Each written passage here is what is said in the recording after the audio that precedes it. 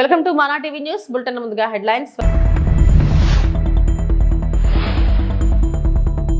Trump dead economy వ్యాఖ్యలు, Modi strong counter.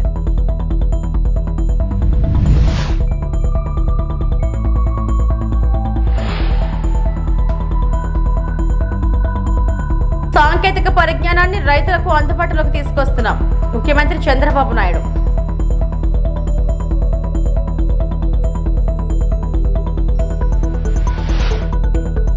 శ్రీవారిని దర్శించుకున్న కేంద్ర మంత్రి నితిన్ గడ్కరీ.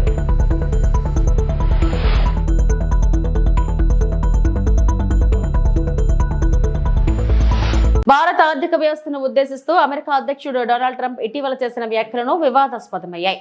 డెడ్ ఎకానమీ అంటూ ఆయన చేసిన విమర్శలపై భారత ప్రధాని నరేంద్ర మోడీ పరోక్షంగా స్పందించారు. ప్రపంచంలోనే మూడో అతిపెద్ద ఆర్థిక వ్యవస్థగా ఎదిగే దిశగా భారత్ పరుగులు పెడుతుందని మోడీ తెలిపారు. అంతేకాదు, ట్రంప్ టారిఫ్ల వేళ స్వదేశీ ఉత్పత్తులను పెంచాలంటూ పిలుపునిచ్చారు. ఉత్తరప్రదేశ్ పర్యటనలో ఉన్న ప్రధాని మోడీ వారణాసిలో నిర్వహించిన ర్యాలీలో మాట్లాడారు. हमारे लिए सर्वोपरि है। सरकार इस दिशा में हर प्रयास कर रही है, लेकिन देश के नागरिक के रूप में भी हमारे कुछ दायित्व है।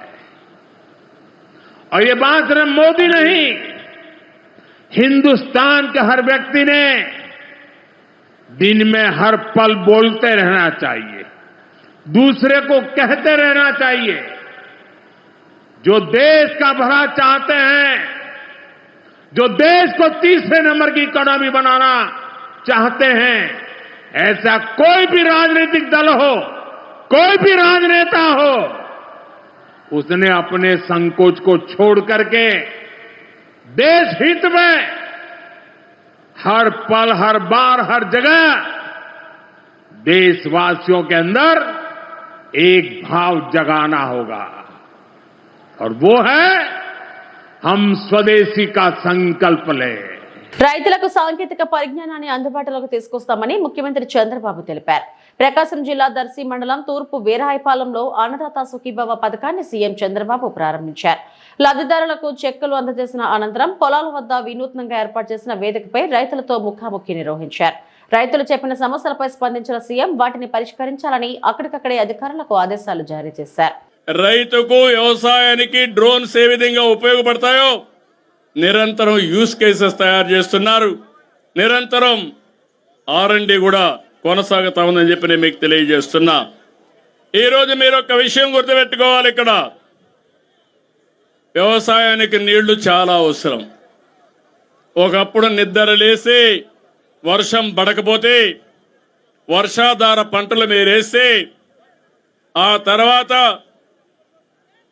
ఎప్పుడు కూడా ఆకాశం వైపు చూస్తూ ఎప్పుడు వర్షం పడుతుందా అని బాధపడేవాళ్ళం. అలాంటి చాలా సమస్యలు వచ్చాయి. నేను అందుకే ఈరోజు ఆలోచిస్తున్నాను, రాష్ట్రంలో అన్ని నదుల అనుసంధానం చేయాలి. పోలవరం మనకు ఒక అవకాశం. పోలవరాన్ని పూర్తి చేసుకుంటే సముద్రంలోకి పోయే నీళ్లు వ్యవసాయానికి మళ్లించే అవకాశం ఉంటుంది. అందుకని ఈ సభలో అందరికీ హామీ ఇస్తున్నా, 2027 డిసెంబర్కి పోలవరాన్ని పూర్తి చేసి జాతికి అంకితం చేసే బాధ్యత ఈ ప్రభుత్వానిది.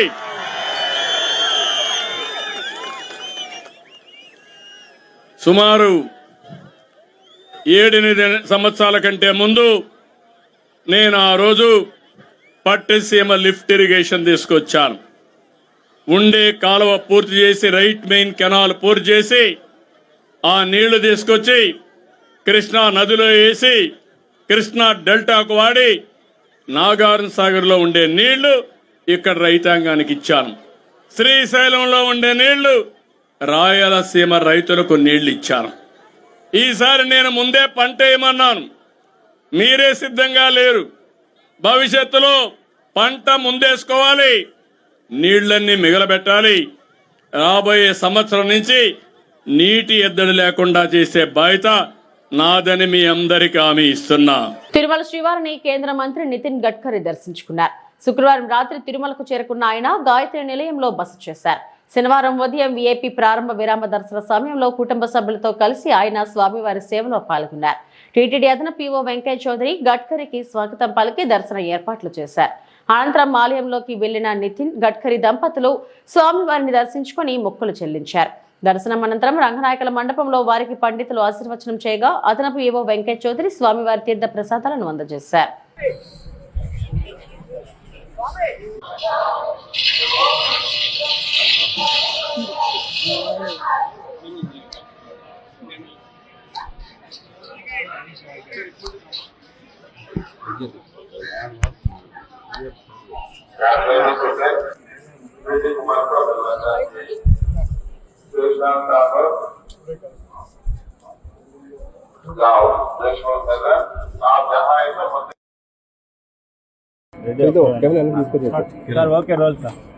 भगवान से प्रार्थना की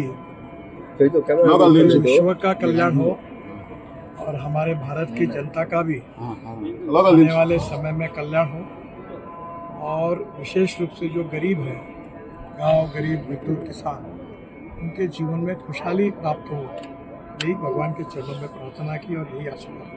నాగార్జున సాగర్ ప్రాజెక్టు వద్ద కృష్ణమ్మ పాలు నొరకలా ఉప్పొంగి ప్రవహిస్తుంది. ఎగువ ప్రాంతాల నుంచి వరద కారణంగా జలాశయంలో నీటి ప్రవాహం కొనసాగుతుంది. దీంతో అధికారులు 24 క్రస్ట్ గేట్లను 5 అడుగులు 2 గేట్లను 10 అడుగుల మేర ఎత్తి దిగువకు నీటిని విడుదల చేస్తున్నారు. ఎగువ నుంచి సాగర్ కు ఇన్ఫ్లో 2,47,160 క్యూసెక్లు కాగా ప్రధాన విద్యుత్ ఉత్పత్తి కేంద్రం కుడి ఎడమ కాలువలతో పాటు జలాశయం నుంచి మొత్తం 2,57,178 క్యూసెక్ల నీటిని దిగువకు వదులుతున్నారు. సాగర్ జలాశయం నీటి మట్టం 590 అడుగులు కాగా ప్రస్తుతం 585.10 అడుగులకు చేరుకుంది.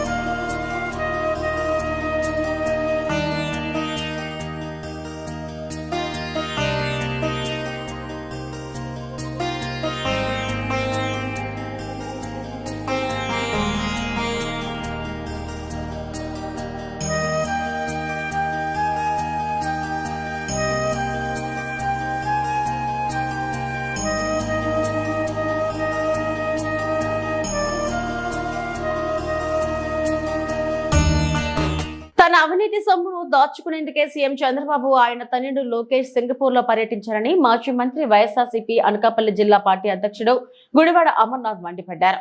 విశాఖ నగర పార్టీ కార్యాలయంలో మీడియాతో మాట్లాడుతూ తండ్రి కొడుకుల అవినీతి చరిత్రను చూసిన సింగపూర్ ప్రభుత్వమే రాష్ట్రానికి రావడానికి వెనుకంజ చేసిందని అన్నారు. తమ అసమర్థతను కప్పిపుచ్చుకునేందుకు కంపెనీలు ఏపీకి రాకుండా వైఎస్ఆర్సీపీ ఈమెయిల్స్ రాస్తుందంటూ మంత్రి లోకేష్ మీడియా ముందు కట్టుకథలు చెప్పారని ఆగ్రహం వ్యక్తం చేశారు. ఈ ప్రభుత్వం అవినీతిపై మెయిల్స్ రాసింది. టీడీపీకి చెందిన వీరాభిమానినే బయటపడటంతో లోకేష్ సిగ్గుతో ముఖం చాటేస్తున్నాడని ధ్వజమెత్తారు.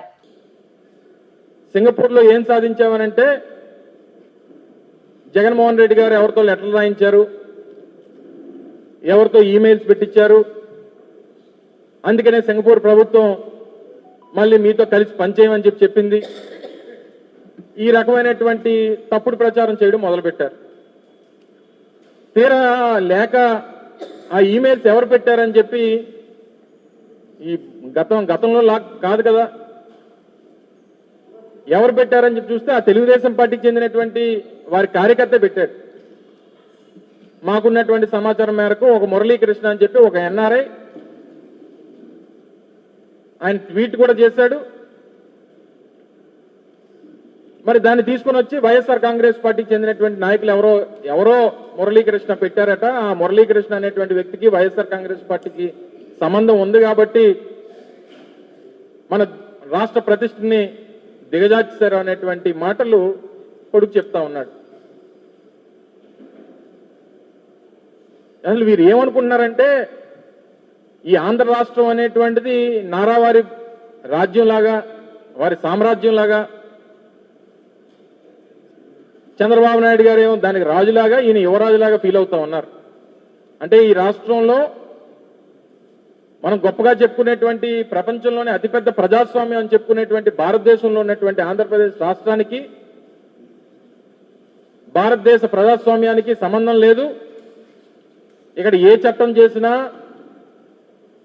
ఏమి అమలు చేసినా, ఏం మాట్లాడినా, ఏ కార్యక్రమాలు చేసినా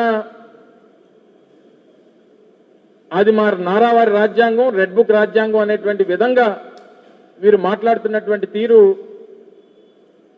మనం చూస్తా ఉన్నాం. ఆయనే నిన్న మాట్లాడుతూ చెప్పారు. ఏం చెప్పాడు? 95 నుంచి మా నాన్నగారికి సింగపూర్తో సంబంధాలు ఉన్నాయని. మేము కూడా అదే చెప్పాం. చంద్రబాబు నేతృత్వంలో కూటమి ప్రభుత్వం ఏర్పడిన నాటి నుంచి రాష్ట్రంలో వ్యవసాయాన్ని భ్రష్టు పట్టించారని వైఎస్ఆర్సీపీ మాజీ ఎమ్మెల్యే రాచమల్లి శివప్రసాద్ రెడ్డి మండిపడ్డారు. వైఎస్ఆర్ కడప జిల్లా పార్టీ కార్యాలయంలో మీడియాతో మాట్లాడుతూ రైతులకు అన్నదాత సుఖీభావ పథకం కింద 2 ఏళ్లకు కలిపి ఇవ్వాల్సిన పెట్టుబడి సాయం 40,000 అని అన్నారు. కానీ ఎంతో ఆర్భాటంగా కూటమి ప్రభుత్వం ఇప్పుడు ప్రకటించిన దానిలో మొదటి విడత కింద ఇస్తున్నది కేవలం 5,000 మాత్రమే. దీనికి సీఎం చంద్రబాబు సమాధానం చెప్పాలని డిమాండ్ చేశారు. రాష్ట్ర ప్రభుత్వం రైతుల ప్రయోజనాల కోసం అన్నదాత సుఖీభవ ద్వారా మొదటి విడత డబ్బులు జమ చేస్తానని చెప్పి ఆ కార్యక్రమాన్ని దర్శిలో ప్రారంభించబోతున్నాం ముఖ్యమంత్రి గారి చేతుల మీదుగా అని చెప్పి గొప్ప ప్రకటనలు చేసినారు. ఈనాడు, ఆంధ్రజ్యోతి వారు కావాల్సిన పత్రికలకు లక్షల రూపాయలు ప్రకటనల కోసం ఖర్చు చేసి చెప్తా ఉన్నారు. ఈ సందర్భంగా రైతులకు పనికొచ్చే మాటలు మాత్రమే నేను మాట్లాడతా, ప్రజలకు పనికొచ్చే మాటలు మాత్రమే మాట్లాడతా. రాజకీయాలలో మన వ్యక్తిగతమైన విషయాలు కానీ, పనికిరాని పనికిమాలిన మాటలు కానీ, బూతు పదాలు కానీ, మీసాలు దువ్వడం కానీ అనవసరం. ప్రజలకు పనికొచ్చే మాటలు మాత్రమే నేను మాట్లాడతా. గతంలో కూడా ఇట్టే మాట్లాడేవాడిని, ఇప్పుడు కూడా అదే చెప్తా ఉన్నా. నేను మాట్లాడే ప్రజా ప్రయోజనాలకు, రైతులకు సంబంధించిన విషయాలను ఏవైతే ప్రస్తావిస్తానో, కొన్ని ప్రశ్నలను రైతుల పక్షాన నేను ఈ ప్రభుత్వాన్ని ప్రశ్నిస్తూ ఉన్నానో, వాటికి కడప నుంచి మొదలై ఈ రాష్ట్రంలో నలుమూల వరకు తెలుగుదేశం పార్టీకి సంబంధించిన ఏ ఒక్క నాయకుడైనా, ఈ కూటమిలో ఏర్పడినటువంటి ఏ ఒక్క నాయకుడైనా రైతుల కోసం సమాధానం గౌరవప్రదంగా ఇవ్వాలని చెప్పి కోరుకుంటానా. మీరు ఇస్తారో ఇవ్వరో నాకు తెలియదు, కానీ నేనైతే మాత్రం ఆశిస్తూ ఉన్నా. మొట్టమొదటిది, మీరు 20,000 రూపాయలు ఈ రాష్ట్ర ప్రభుత్వం నుంచి ఇస్తామని చెప్పి ఎందుకు 14,000 రూపాయలే ఇస్తా ఉన్నారు? ఇచ్చిన మాటకు కట్టుబడకుండా రైతులకు 6,000 రూపాయలు ఎందుకు ఎగరగొడుతున్నారు? చెప్పు తెగుద్దు అంటూ వార్నింగ్ ఇచ్చిన అనసూయ. మరకాపురంలో ఓ షాపింగ్ మాల్ ప్రారంభోత్సవంలో అసభ్యకర కామెంట్స్ చేశారని కొందరు యువకులకు వార్నింగ్ ఇచ్చిన అనసూయ.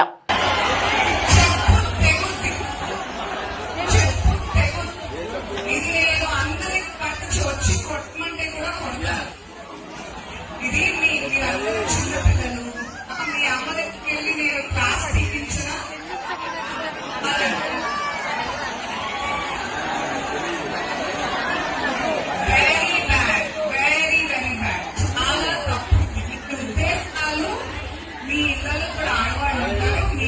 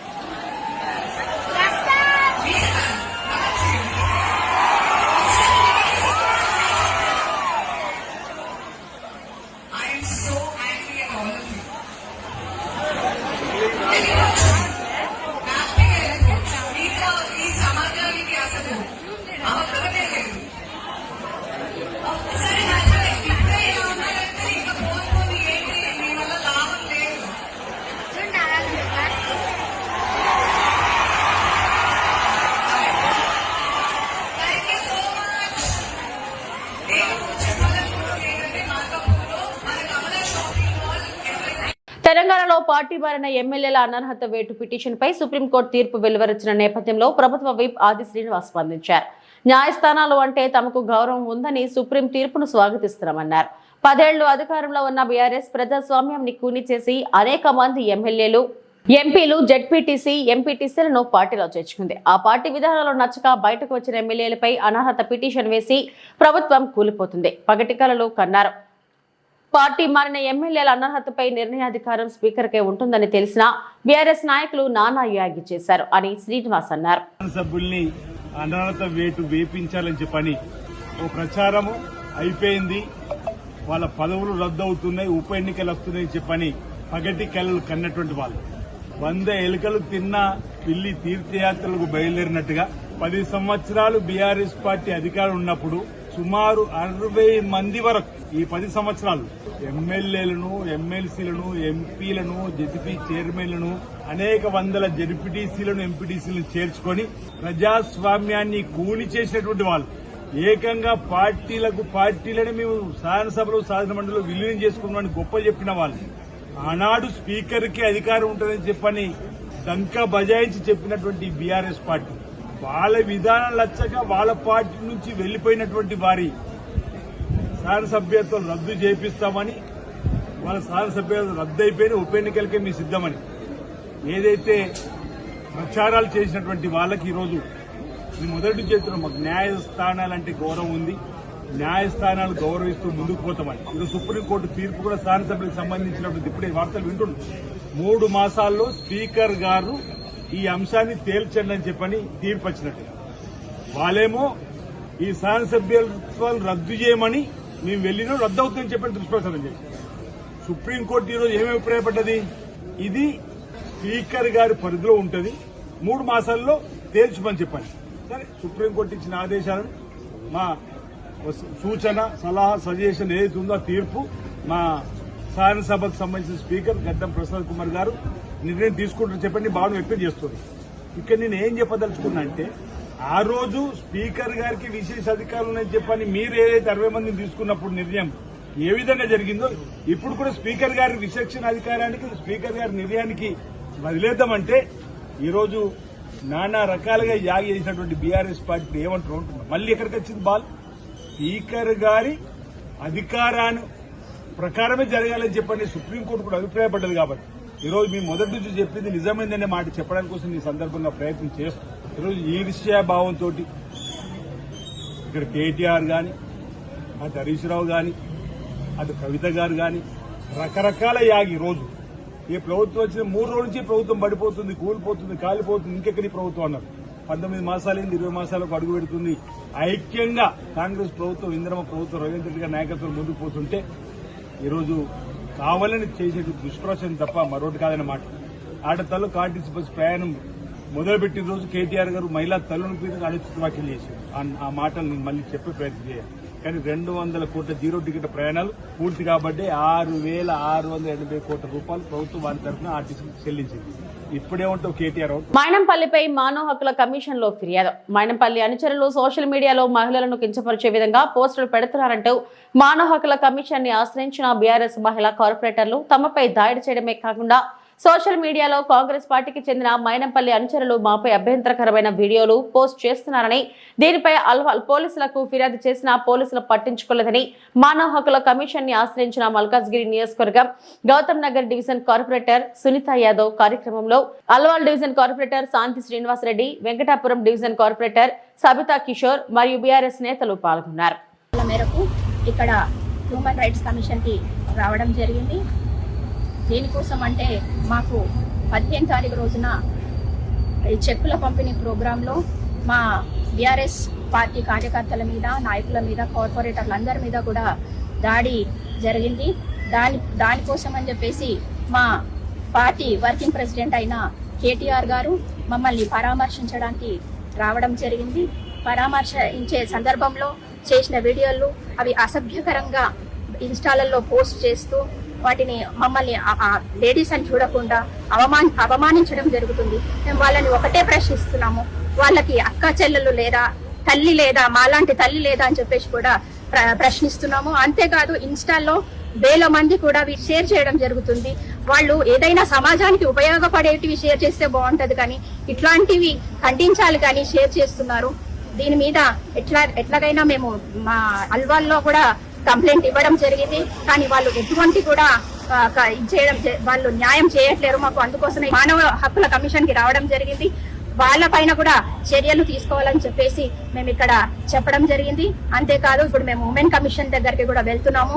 ఇది కూడా మాకు ఇక్కడ కూడా న్యాయం జరగకపోతే కాంగ్రెస్ పార్టీ ఇన్ఛార్జ్ అయిన మీనాక్షి నటరాజన్ గారిని కూడా యాజ్ ఏ మహిళగా ఆమెను కూడా కలిసి మేము మా బాధని చెప్పుకుంటామని చెప్పేసి కూడా తెలియజేస్తున్నాం. మాకు తిండి పెట్టండి సారు, ఆకలితో అలమటిస్తున్న గిరిజన పాఠశాల విద్యార్థులు, పేద విద్యార్థులకు సరైన భోజనం అందించలేని దుస్థితికి విద్యా వ్యవస్థను దిగజార్చిన విద్యాశాఖ మంత్రి రేవంత్ రెడ్డి భద్రాద్రి కొత్తగూడెం జిల్లా దమ్మపేట మండలం చీప్రిగూడెంలోని గిరిజన ఆశ్రమ పాఠశాలలో నెల రోజులుగా సరైన తిండి లేక ఆకలితో అలమటిస్తున్న విద్యార్థులు ఉడకని అన్నం పెడుతున్నారని, కుళ్ళిన అరటి పండ్లు ఇస్తున్నారని, భోజనం బాగాలేదని పడేస్తే తిడుతున్నారని ఆరోపిస్తున్నారు విద్యార్థులు. మెనూ ప్రకారం కూడా భోజనం పెట్టడం లేదని ఎన్నిసార్లు చెప్పినా ఎవరూ పట్టించుకోవడం లేదని ఆవేదన వ్యక్తం చేస్తున్నారు.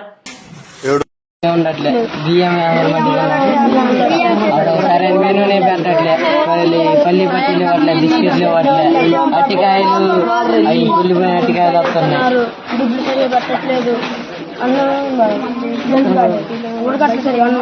చికెన్ కూడా నీసు వాసన వస్తుంది. ఏం బాగుంటుంది ఫుడ్. సాంబార్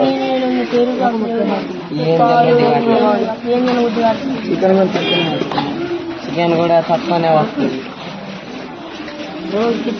రోజు కిచిడీనే అసలు మొత్తం బియ్యమే బూస్ట్ పెట్టట్లేదు. మొత్తం రైస్ మొత్తం బియ్యమే ఉంటుంది. అసలు పులిహోర అన్నట్టే ఉండట్లేదు. మేడం అసలు సరైన మీదే ఇవ్వట్లే వంటలకి. అసలు వంటలు సరైన సప్లై ఇవ్వట్లే, కూరగాయలు ఇవ్వట్లే. మేడం మాకు ఎలా భయపడకూడదు. మెనూ అయితే బాగలేదు అన్న. అసలు మెనూ తినాలంటే ఎట్లా ఉంటుంది, మొత్తం డ్రమ్ముల నిండా అన్నమే ఉంటుంది. అది ఎవరు తినట్లేదు అన్నం. అన్నం అసలు ఉడకట్లేదు, అందరు పడేస్తున్నారు అన్నం. కోటి రూపాయలు విలువ చేసే గంజాయిని పోలీసులు స్వాధీనం చేసుకున్నారు. Narsipatnam DSP Srinivasarao Makavarapalem police station లో విలేకరుల సమావేశం నిర్వహించారు. ఈ సందర్భంగా ఆయన మాట్లాడుతూ ఈగిల్ డిస్ట్రిక్ట్ స్పెషల్ బ్రాంచ్ జిల్లా ఎస్పీ తుహిన్ సిన్హా సమాచారం మేరకు నర్సీపట్నం గ్రామీణ సీఐ రేవతమ్మ, మాకవరంపాలెం ఎస్ఐ దామోదర నాయుడు తమ సిబ్బందితో రాచపల్లి కూడలి వద్ద వాహనాలు తనిఖీ చేస్తుండగా ఏపీ 39 BS 0373, ఏపీ 39 UX 7752 వాహనాలతో పాటు స్కూటీ ఏపీ 39 QD 6905 నెంబర్ కలిగిన వాహనాలను క్షుణ్ణంగా తనిఖీ చేయగా 10 బస్తాల్లో అక్రమంగా తరలిస్తున్న 370 కేజీల గంజాయి గుర్తించి నిందితులను అదుపులోకి తీసుకున్నామని, మరికొందరు పరారీలో ఉన్నారని తెలిపారు. పట్టుబడిన గంజాయి విలువ సుమారు కోటి రూపాయల వరకు ఉంటుందన్నారు. అల్లూరు సీతారామరాజు జిల్లా చింతపల్లి అడవి ప్రాంతం నుండి హైదరాబాద్ కు అక్రమంగా గంజాయిని తరలిస్తున్నారని పేర్కొన్నారు. గంజాయిని తరలిస్తున్న నిందితులు నర్సీపట్నం మండలం నీలంపేట గ్రామానికి చెందిన పోల్రెడ్డి దుర్గాప్రసాద్, నర్సీపట్నం చెందిన బంగారు శివ, రోలుగుంటకు చెందిన వి సర్వవరం గ్రామానికి చెందిన పంచాడ అప్పలనాయుడు మరియు సబ్బవరపు నాయుడు. వీరిపై కేసు నమోదు చేసి ముద్దాయిలను కోర్టుకు హాజరుపరిచినట్లు డీఎస్పీ శ్రీనివాసరావు తెలిపారు. Narsipatnam rural inspector Revathamma garu, Makavarapalem SI Damodar Naidu, Narsipatnam rural SI Rajarao, Golconda SI Ramarao and team plus ఇందులో స్పెషల్ పార్టీ కానిస్టేబుల్స్ అంతా కూడా కలిసి ఈరోజు రాచపల్లి చెక్ పోస్ట్ దగ్గర వెహికల్ చెకింగ్ ఆర్గనైజ్ చేశారు. వచ్చేసరికి మాకు ఒక ఎర్టిగా వెహికల్ ఒకటి, స్విఫ్ట్ డిజైర్ ఒకటి, ఒక స్కూటీ ఒకటి, ఈ 3 వెహికల్స్ను కూడా మనం ఇంటర్సెప్ట్ చేయడం జరిగి వాటిని తనిఖీ చేస్తే మీడియేటర్ సమక్షంలో తనిఖీ చేయగా స్విఫ్ట్ డిజైర్ వెహికల్లో ఒక 5 బ్యాగ్స్ ఆఫ్ గాంజా, అట్లాగే ఎర్టిగా వెహికల్లో 10 బ్యాగ్స్ ఆఫ్ గాంజా దొరికింది. వీటన్నిటిని కూడా మనం వెయింగ్ వేయించగా 370 కిలోల గాంజా ఉంది. అట్లాగే దీని ఖరీదు సుమారుగా ఇప్పుడు వాళ్ళు కొనడం అయితే ఇంచుమించుగా 18 లక్షల రూపాయల 50,000 రూపాయలు కొన్నారు. ఈ సరుకు ఇక్కడి నుంచి అంటే మన చిత్రకొండ దగ్గర, ఒరిస్సాలో చిత్రకొండ దగ్గర వాళ్ళు కొని అక్కడి నుంచి అంజలి శనివారం వరకు, చింతపల్లి దగ్గర అంజలి శనివారం వరకు తీసుకొని వచ్చి ప్రైవేట్ వెహికల్ మీద తీసుకొని వచ్చి అక్కడి నుంచి మోత ద్వారా రోలుగుంట మండలం నిండుకొండ దగ్గరకు తీసుకొని వచ్చి అక్కడి నుంచి ఈ ఎర్టిగా వెహికల్ మరియు షిఫ్ట్ డిజైర్ వెహికల్స్లోని తీసుకొని వచ్చారు. అట్లాగే ఈ స్కూటీ ఏదైతే ఉందో ఆ స్కూటీ కూడా పైలటింగ్ చేసుకుంటూ వచ్చేసరికి మనం ఇంటర్సెప్ట్ చేసి అందులో ఒక 4 ముద్దాయిలు మనం అరెస్ట్ చేయడం జరిగింది. బంగారు శివ, దానిమిరెడ్డి వీధి, నర్సీపట్నం అండి. అట్లాగే సబ్బవరపు నాయుడు, వీరభద్రపేట, ఎంకే పట్నం, రోలుగుంట మండలం అండి. అట్లాగే పంచాడ అప్పలనాయుడు, వీంది వి సర్పవరం విలేజ్, రోలుగుంట మండల్, పోలిరెడ్డి దుర్గాప్రసాద్, నీలంపేట గ్రామం, నర్సీపట్నం. వీళ్ళు మనం అప్రహెండ్ చేయడం జరిగింది. ఇందులో ఎవరైతే మెయిన్ అక్యూజ్డ్ ఉన్నారో వాళ్ళు స్టిల్ ఇంకా అబ్స్కాండింగ్లో ఉన్నారు. వాళ్ళని ఇంకొక 4 మెంబర్స్ని మనం అంటే ఈ కారులో నుంచి తప్పించుకొని పారిపోయిన వాళ్ళని 4గురిని అరెస్ట్ చేయాల్సి ఉంది. ఇంకా వాళ్ళని ఇంట్రాగేట్ చేస్తే ఫర్దర్గా మిగతా ఇంకా కాస్త లింకప్స్ మనకు వస్తాయి, వాళ్ళని కూడా అప్రహెండ్ చేయడం జరుగుతుంది. ఈ సరుకు ఏదైతే ఉందో ఇక్కడి నుంచి తెలంగాణకు వెళ్తుందండి. వాళ్ళు ఈ వెహికల్స్లోని హైవే వరకు తీసుకొచ్చిన తర్వాత హైవేలో వేరే వెహికల్ నుంచి అక్కడి నుంచి షిఫ్ట్ చేయడానికి అని చెప్పేసి వాళ్ళు ప్లాన్ చేసుకున్నారు. దాన్ని మన eagle team and special branch team వాళ్ళు ఇచ్చిన ఇన్ఫర్మేషన్తో మన లోకల్ పోలీస్ అంతా చాకచక్యంగా పట్టుకోవడం జరిగింది. సుమారుగా ₹1,00,00,000 పైన ఉంటుందండి. ఇది ఇంకా ఎక్కువే ఉంటుంది, ₹1,00,00,000 కూడా ఎక్కువ ఉంటుంది. అక్కడ డిమాండ్ బట్టి మారుతూ ఉంటుందన్నమాట. వన్స్ ఇక్కడి నుంచి సరుకు మన ఏపీ దాటిన తర్వాత అది డిమాండ్ని బట్టి up to 1 kilo ganja almost 20,000 వరకు కూడా ఉండడానికి అవకాశం ఉందన్నమాట. ఇంకా ఆ డిమాండ్ బట్టి ఎప్పటికప్పుడు మారుతూ ఉంటుందండి. ఒక 5 సెల్ ఫోన్స్ కూడా ఈ కేసులోని సీజ్ చేయడం జరిగిందండి. అంటే ఒక Swift Dzire car, Ertiga car, Activa scooty plus 5 cell phones మనం సీజ్ చేయడం జరిగింది. మిగతా ఇన్వెస్టిగేషన్ కూడా నడుస్తుంది. వీళ్ళందరికీ కూడా ఎవరైతే ఇప్పుడు ఈ దీంట్లో పాటు ఇంకా స్టాఫ్ కూడా అందరూ కూడా పార్టిసిపేట్ చేయడం జరిగింది. ఆ స్టాఫ్ అందరినీ కూడా మన ఎస్పీ గారు రేపు వచ్చే క్రైమ్ మీటింగ్లో అందరినీ కూడా రివార్డ్స్ ఇచ్చి అప్రిషియేట్ చేస్తామని చెప్పారు. నేను కూడా ఈ టీం అందరినీ కూడా అప్రిషియేట్ చేస్తాను. ఇవి ఇప్పటివరకు నా బులెటిన్ అప్డేట్స్. నమస్తే.